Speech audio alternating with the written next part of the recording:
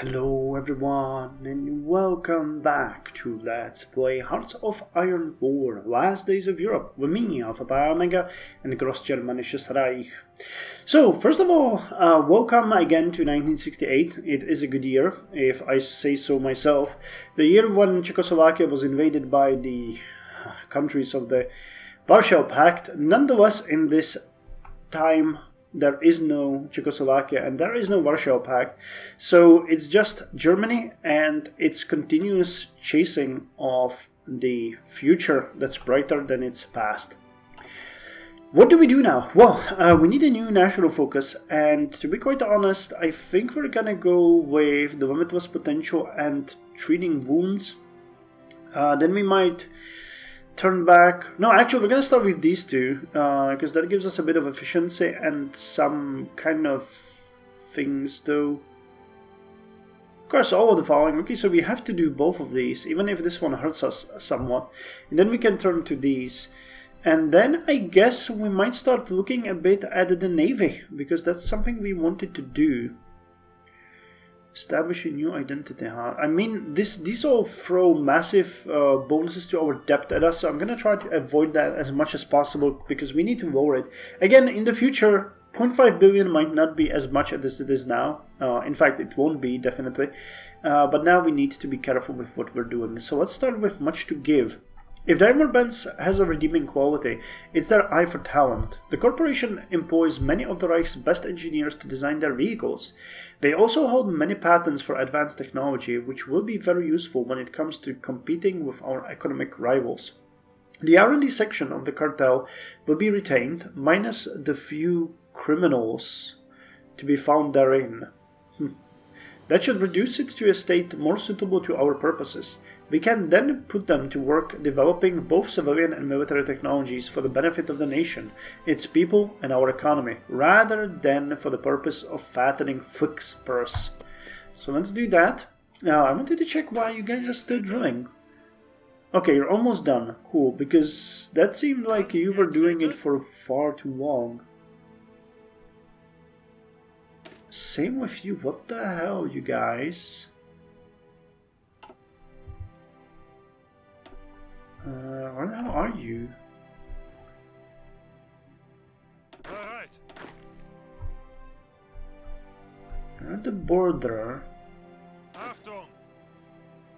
And you're getting quite an awful attrition here. There's no supply? There is literally no supply. Okay. So we have to address that. I wasn't really thinking that that would be such an issue, but okay. I mean, it's a military berserk. So they are responsible for supplying us. I'm thinking, can we build the railway and... Because, I mean, we can. 20,000, huh?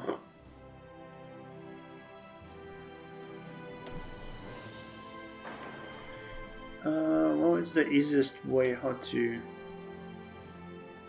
do this, and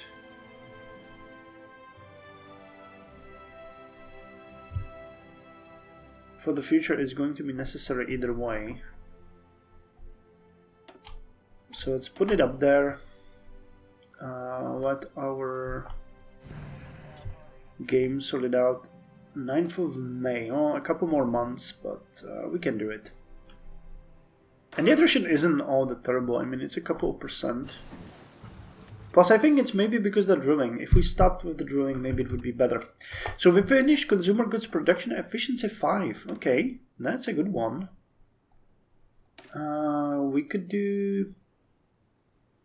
Okay, so we finished this one. Consumer goods include white belongings, technology, utilities, and tools used by our countrymen on a daily basis.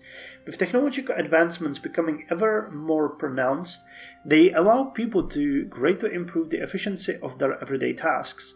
So too can technology be used to maximize the productivity of making of these goods, so as to ease the load on our nation's industry as a whole. And we haven't actually finished this one. Industry Management 5 and Industry Management 6. Jesus. Oh, no, wait, no, we haven't finished this one, that's the next level. So, Industrial Management 5, Production Units to GDP ratio modifier plus 1.5, so let's do that one. And we're gonna finish the Integrated Circuit Computing, which is gonna give us a 3% boost in research. Oh, Sovereign Infrastructure Investment, let's do that. Growth is good, deficit is good, Navy is good. So we finished the electronics research, which gave us 3%. By syndicating multiple transistors into one package, the integrated circuit was born. So begins the era where the computer and the technology behind it become more available to the public, accelerating research rate and productivity. Low noise amplification and detection. Accidents. These are super cheap. I would hate to misuse that bonus. So let's go with resource extraction 4 instead, because that's what the bonuses should fall for. I'm gonna finish the advanced anti-air equipment. Support next? I don't know. This one, yeah, these ones would be really expensive. We get a bit of a bonus for recon and military police. Recon company reconnaissance, maybe. Military engineering, we still want the autoloaders and stuff like that. Advanced armor protection. I'd like to... Kyler, huh? Then Leopard 2, Ausführung F. Naval...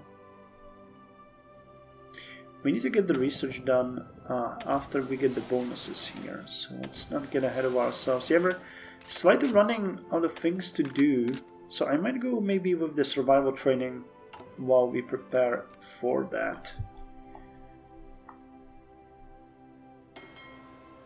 How's the naval costs? 6.45 billion, and we're increasing it quite dramatically. But as you do, you know, we're growing, and that's just 8.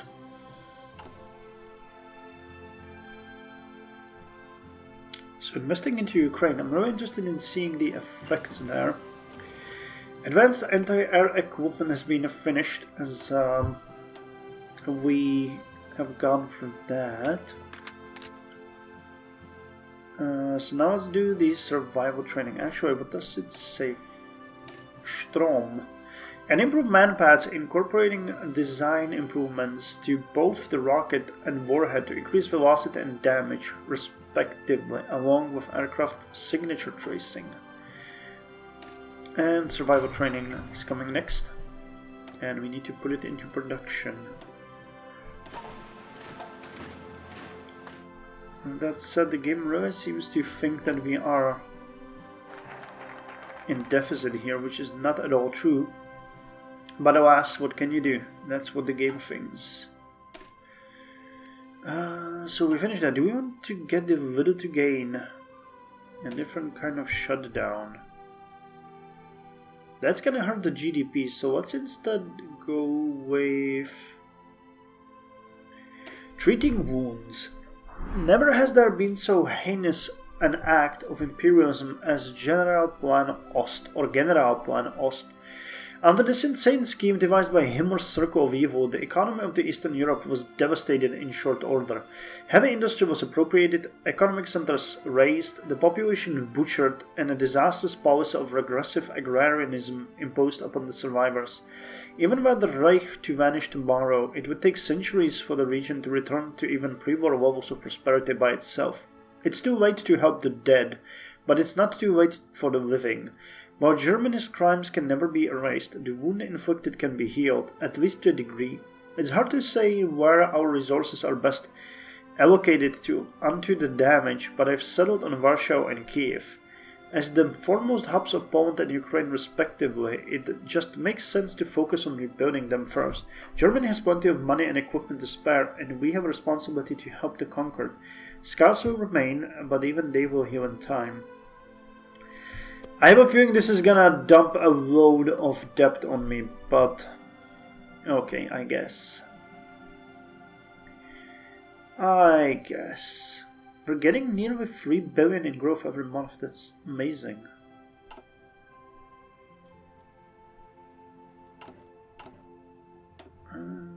Well, 11.41 is still for Ukraine.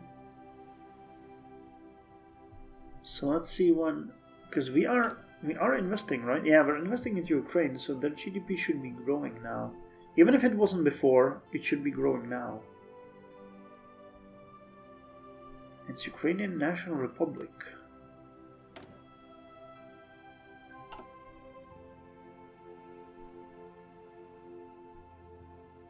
So let's see. Actually, what?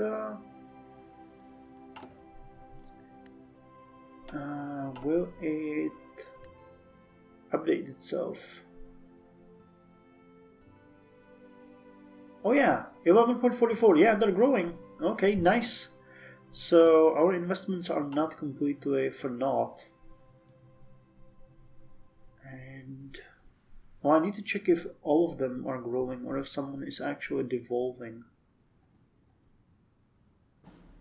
But I think everyone should be growing at this point.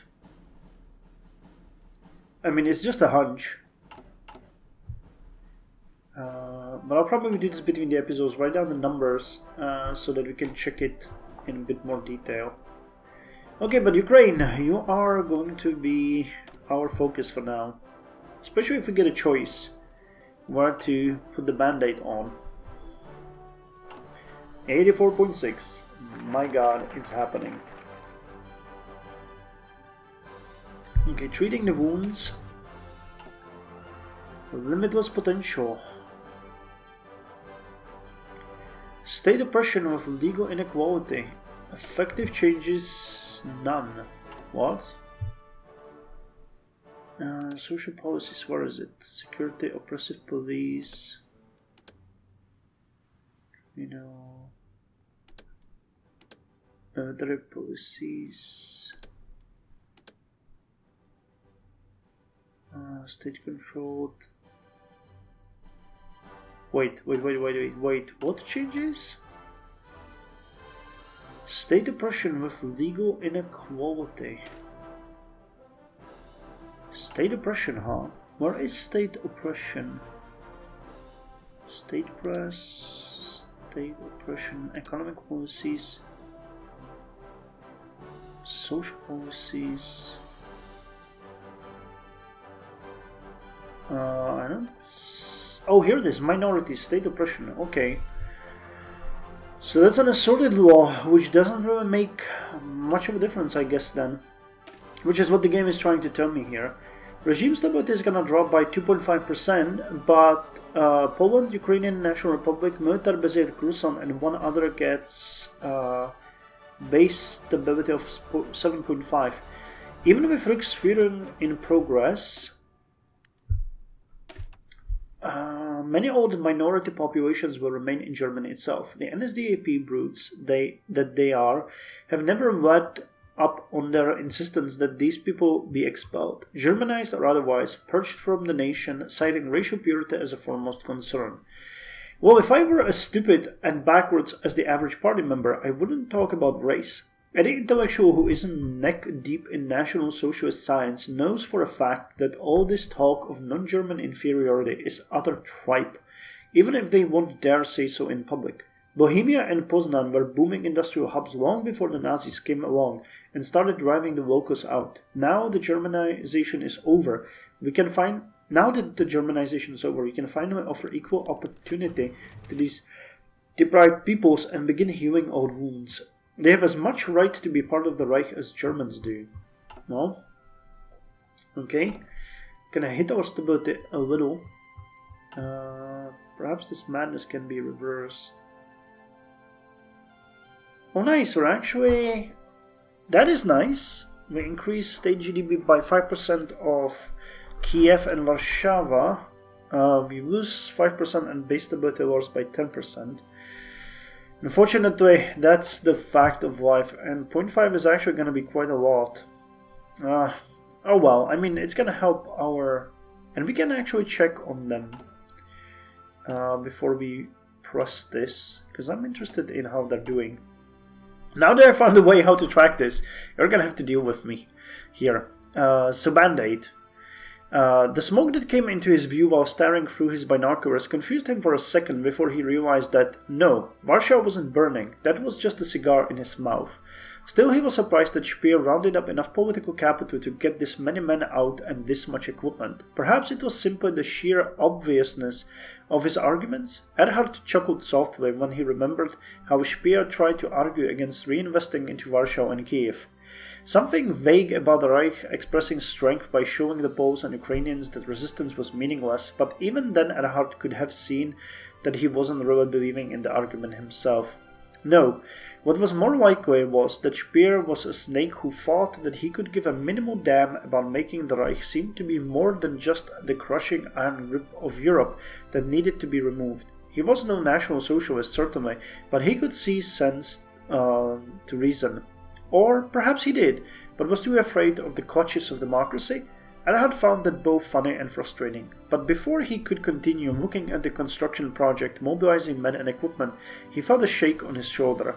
Herr Erhard, the voice said, and it took him a moment to process that it was actually the project manager. If I may ask, why Warsaw and Kiev? Lowering his binoculars and turning his head, Erhard raised an eyebrow. Besides being potential industrial heartlands? Well, I suppose there's another reason to it. These are some of the most hardest hit areas of General Plan Ost, and starting here could perhaps earn us the goodwill of the non-Germans living in these areas. He could feel the cold gaze of the manager on him, only tamed by the fact that he was much higher up than the man.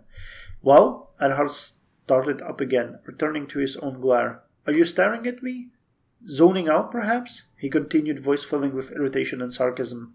The manager gave him no response, seemingly confused and worried by Erhard's words. So? You're not? Out with it, then. Is it something that you wish to say? Or do you perhaps have nothing to tell me? If not, then go. You have a project to be overseeing, don't you? Oversee it. The manager scrambled away. It took Erhard a solid minute to calm down after he left. What was he even thinking, starting a dialogue with a man like that? Okay, so now the things that are going to happen. Pause. Yep, this is the right time. So, Kiev, Stadt, and Warsaw will get extra 5% GDP, get 2 schools, 1 administrative office, and 1 hospital. Our regime stability is gonna drop, our stability is gonna drop, and we lose 450 billion. So Ukraine has 11.44 billion and Poland has 6.86 billion. So now Ukraine has 11.45 billion and Poland has 6.92 billion. Okay, and our debt has increased by 0.1%. Oh, that's a small price to pay. Okay, reserve fleet or strike group? Carrier organization. Let's go with strike group.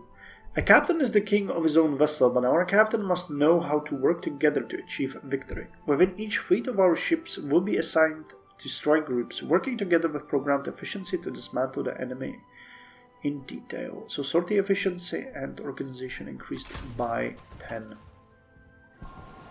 Okay, we have 3 more ships. One of those is a nuclear sub, so let's put it here because that sub is gonna create the second nuclear sub unit, and these 2 light cruisers are going to be added to the main drilling fleet. We can put the destroyer into here, and we're getting really close to being done with this fleet. I mean, we do have a bunch of frigates here, which are used as the anti-sub hunters.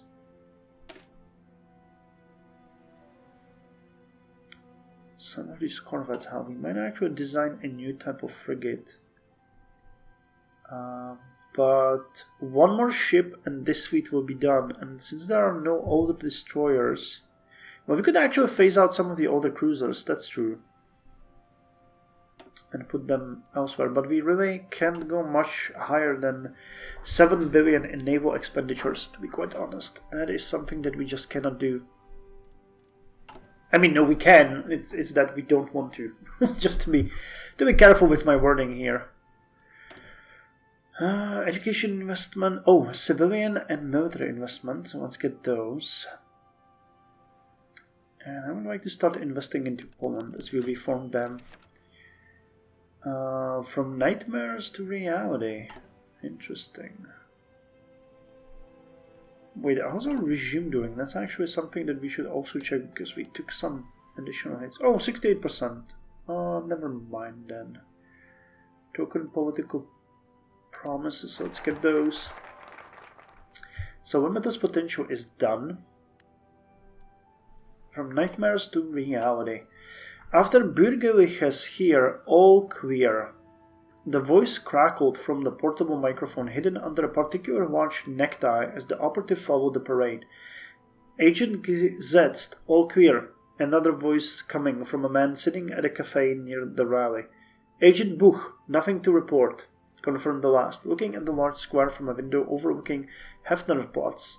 With everything that had been happening, this year's Reichsparteitag der Macht was a sensible target for the students and everything needed to go smoothly. For about half an hour, the NSDAP official spoke from the stage, then everything changed. Agent Buch to Team Recht. Large counter-rally sighted in Karolinenstrasse. It will collide with the Reichsparteitag in 5 minutes, came the worried voice, immediately followed by his colleague. Agent Gesetzt. Another counter-rally sighted in Bruggengasse, colliding estimated in 3 minutes. Immediately Agent de Bürgerliches took his radio. Wachtmeister Brunn, we need Orpo reinforcements at Hefnerplatz. Unauthorized student rallies colliding with the Reichsparteitag, he said, and immediately came the answer. Received, will spend a wonderful compliment. Now all they had to do was wait and pray. In the end, the Orpo came, but not before the two manifestations turned into a large brawl with dozens of injured and hundreds of arrests. Agent Bürgerliches was talking to the Wachtmeister when one of the men came running. Wachtmeister, he said almost without a breath. We found many of these on the ground and carried by the students, and he handed a crumpled pamphlet. The operative saw it, visibly paled, and immediately called the headquarters. Agent Bürgerliches here. Reichsbanner propaganda found within student circles. Things are escalated. Einigkeit und Recht und Freiheit. Well, things are escalating. We know about that.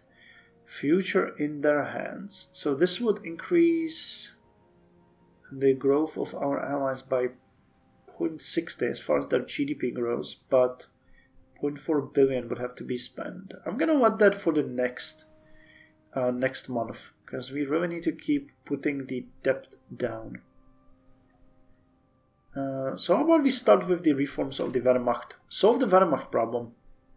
Even now, years after taking power, with Hitler's own blessing, the Wehrmacht doesn't trust us. Schörner's clique retain a strong presence in the officer corps, allowing the treacherous snake to monitor goings-on with OKV from his exile in Muscovian. Bormanites run the Kriegsmarine, pretending not to hear orders from Germania. The Luftwaffe, arrogant as ever, still acts as though they are beholden to Göring alone. It's time to grit our teeth and pull the knife from our back before it sinks any deeper. The traitors invading must be shackled and their plans quashed. OKV and von Tresckow have a variety of ideas for how to reform the various branches of the Wehrmacht, but the Führer may have plans of his own in this regard. So this is going to give us a new model army event. At Wehrmacht Reform Outlook. Okay, so we're going to start getting some new events here. And remove Very Wehrmacht, which grants division recovery rate and max planning. Oh, I didn't even know we had that. Very Wehrmacht, huh? Where is it? Time been slashed. Siemensfeld. There has to be somewhere. Oh, here it is. Division recovery. Despite the pretenders Bormann and Göring being soundly defeated in the Bürgerkrieg, the Wehrmacht still largely distrust our ability to lead Germany properly. In addition to this, troublesome elements such as General Field Marshal Ferdinand Schörner continue to spread anti-Speerite sentiment through our officer corps. If not dealt with soon, our regime could be challenged by rebellious Wehrmacht. Cadets are born from 9mm. Damn it. Okay, so we get another chain of events here. Agents of the Reichsnachrichtendienst watched diligently as the events of the rally of the Reichspartei Tag der Macht unfolded, where hardworking German soldiers and workers gathered. With each gatherer celebrating came another member of the German state supporting the NSDAP, meaning everything had been going according to schedule. Even as the liberalized students gathered protesting the might of the German Reich, the situation was generally handled as the R&D had been able to take control and limit interruptions, even with tensions rising. Nevertheless, the people, although fearing the liberals lurking within the shadows, expressed genuine support for Germany, controllingly, with reverence, with genuine care and concern.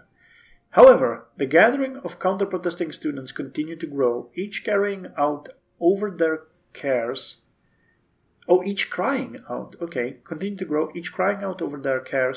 their damned desire to tear apart the slave system or stop the German war machine. As the kettle of tension boiled, all it took was 3 squeezes of a finger to turn the situation into a disaster.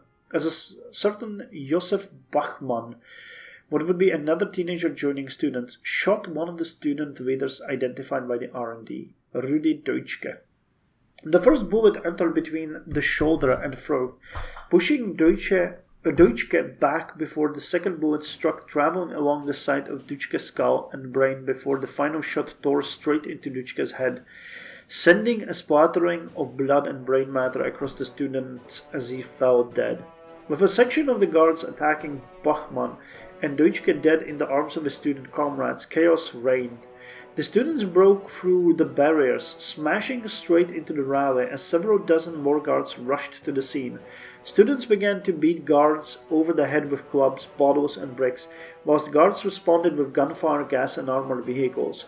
The rest of the event of the rally were cancelled, as the massive riot of the students endangered the image of the presentation, along with all these supporting the NSDAP present at the rally. The city of Nuremberg was placed under lockdown and martial law following the events, searching for the rioters as the German military scoured the city, strictly enforcing rules of curfew and containment. Meanwhile, the Reichsbanner held the gall to support the protest, declaring Bachmann's actions as having been an orchestrated attack on the leadership of the free speech movement in Germany. Damn it! Student riots in Nuremberg. For the second time in recent memory, German streets are alive with student protests. In the city of Nuremberg, the streets have erupted into chaos and violence in the wake of shooting of famed Marxist revolutionary Rudi Deutschke by the Orpo. Deutschke was a Marxist activist in what can be said to be the most anti-Marxist nation in all of history. For many, his death was seen as inevitable, if not a long time coming. What was not expected, however, was the general reaction to the killing. While some small actions have been taking place all across the Reich, the center of the firestorm is the city of Nuremberg, famous for the anti-Semitic laws named for it. The violence has reached such a point, and the radicalism displayed is so far removed from Nazi orthodoxy, that one cannot help but wonder when, not if, the hammer is going to come down on the rioters. A cause for concern. The smoking gun hangs. The sullen ink of the newspaper held in his hands brought a storm of vengeful anger into the mind of Gerhard Wessel as he stared into the shuttered window of one of the biggest offices of the Reichsnachrichtendienst. Finally, after catching a few breaths, Wessel walked in, greeted by the watchful eyes of around a dozen of Wessel's subordinates, leaders within the intelligence organization and commanders of several agents of the R&D. Some of these men had been there at Nuremberg, some of them their agents, but to Wessel, one thing remained as he walked up to the podium. None were innocent from what happened. It is not in my nature to scorn my men, not render any of you all as lowly or failures. However, in addressing these events of the rally of the Reichsparteitag der Macht at Nuremberg, we must recognize a certain degree of failure amongst ourselves and our department in the handling of what happened and our preparations for a potential conflict. Now it is our duty to ensure that we can resolve what happened and where to go from here, Wessel said as his men looked around uncomfortable for the next hour. Wessel scorned them, ensuring each and every one that they would be responsible in the investigation of the incident, now that the world is watching them. Herr Galen, I'm hoping this is a sufficient hour for you, sir. Vessel said, entering the smoke-filled office of the Reinhard Galen. Of course. What is it, Vessel? Galen asked. Well, sir, it's in regard to the Nuremberg incident. Bachmann's still in custody, and, quite frankly, we need to find out why he shot Duchke. What if someone's backing him? Vessel said. Galen took a long drag of his cigar, looking at his desk before uttering with a puff of smoke. What makes you think anyone else is involved? Could be some fucked up kid after all. It just doesn't make sense. He's a young kid, small criminal record, doing day jobs. Why on earth would he shoot a political ideologue? Vessel responded. With a chuckle, Galen said, Huh, well if you ask me, some of these lowlifes can get all wrapped up in the SS businesses. When there's nowhere to gun, men run to the occult. I'd start your search there. Vessel was taken aback. The Ordenstadt? Would they really bother shooting a student leader just for disagreeing?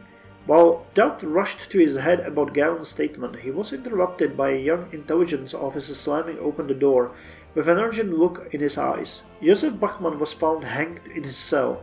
A crudely drawn mark of the Schutzstaffel was marked on one of his coat sleeves, with Galen all the more exuberant over his claim of the Burgundian Guild.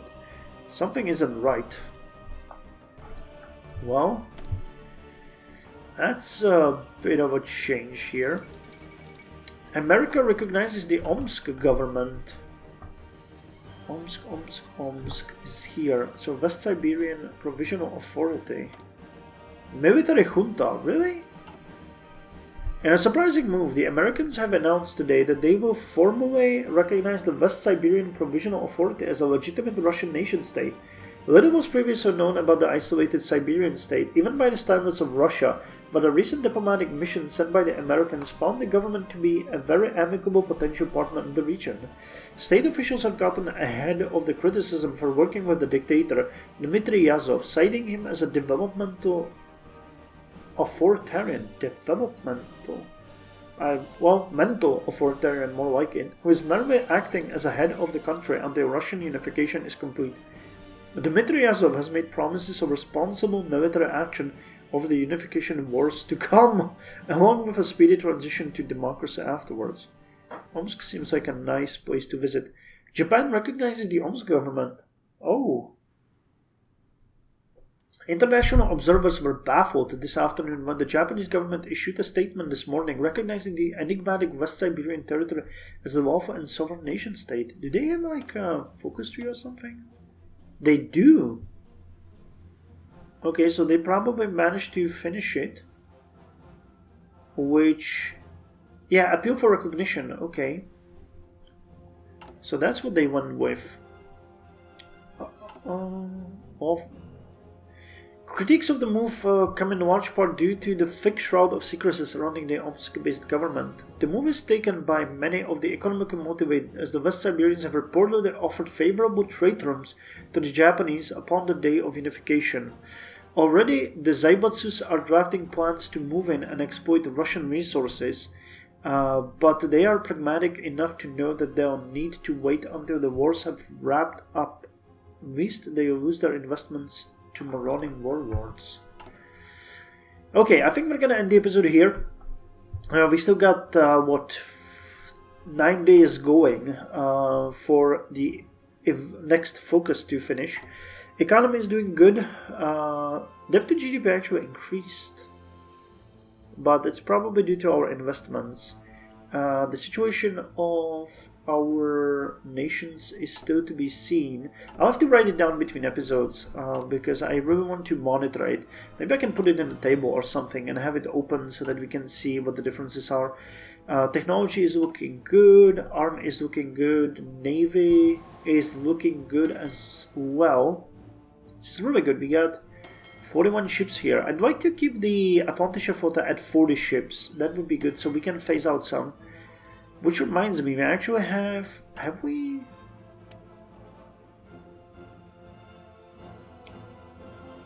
Have we actually Kiel class?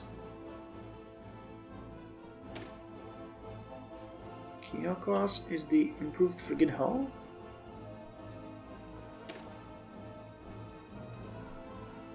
I think so.